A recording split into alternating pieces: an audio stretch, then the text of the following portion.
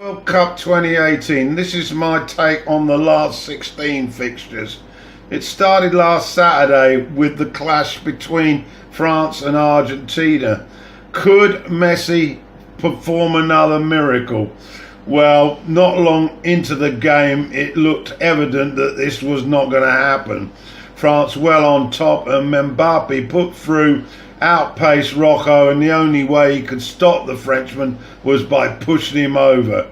1-0, Griezmann from the penalty spot. Second best, that's what Argentina looked, but amazingly, to everyone's surprise, on 41 minutes, Di Maria hit a screamer from outside the box, and we went to the break 1 each. Within a couple of minutes of the restart, Messi got a rare opportunity, hit the ball through a stack of players, and it managed to collide with Mercado's foot into the net. Argentina 2-1. It didn't take long for the French to respond, and Cavani hit an absolute gem from outside the box on 57 minutes to level things up. Then 2 strikes from Mbappe on 64 and 68 left the Argies looking and staring at an exit. Superb work by the young French star in slotting home both goals. Argentina, I couldn't understand why they left it so late to bring on Aguero. For me, he should have started from the beginning. But he did reward them with a great strike on 93 to make it respectable. But France deserve winners. The evening game saw Uruguay pit themselves against Portugal. And to be perfectly honest, Portugal were never in it. Uruguay's defence was really sorry, with Rodan and Sanchez performing excellently as a couple, just like they do for Atletico Madrid. And up front, Suarez and Cavani were also performing like a duet, and it was Suarez's swift cross that was anticipated by Cavani, and he headed into the roof of the net. 1-0. Portugal were fighting. Ronaldo was getting irritable, but they just didn't have it. And on into the second half, although Pepe pulled the goal level from a header, to be honest, it didn't really seem to have much effect on Uruguay. They just continued to dominate, and 6 minutes later, Cavani hit a very sweet curling shot.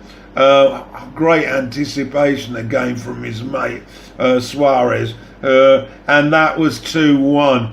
Uruguay never looked back. Okay, on to Sunday's games. I'm afraid the quality dropped. First of all, we had the host nation playing Spain. Spain started off like they were going to win the game 10-0 possession, and they scuffed in an own goal quickly after 6 minutes. But although they were in possession for all the game, the Russians got extremely clever, and they eventually got their rewards from the penalty spot after 41 minutes from Zuba. They were helped out by a handball by Piqué, but nevertheless, I think they just about deserved it. No further goals in the 90 minutes or in extra time saw the inevitable shootout, and we all knew what was coming. Yeah, Spain fluffed their lines and they went home. Russia move on. The evening game saw Croatia and Denmark, and it started in terrific form with 2 goals in the first 4 minutes, admittedly from mistakes. But after that, it got an edgy, cagey affair.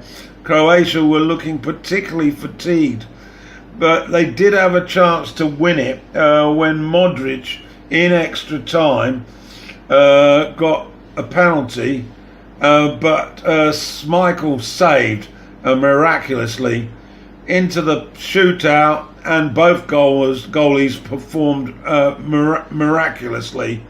But eventually, Croatia ran out 3-2 winners. On to Monday's games, and Brazil at home playing against Mexico, an old foe. They took their time, but they were never in real trouble. Mexico lacked that spark from the group stages, and eventually Neymar scored, and a very late goal set up by Neymar for Firmino meant that the Brazil had coasted into yet another quarter-final.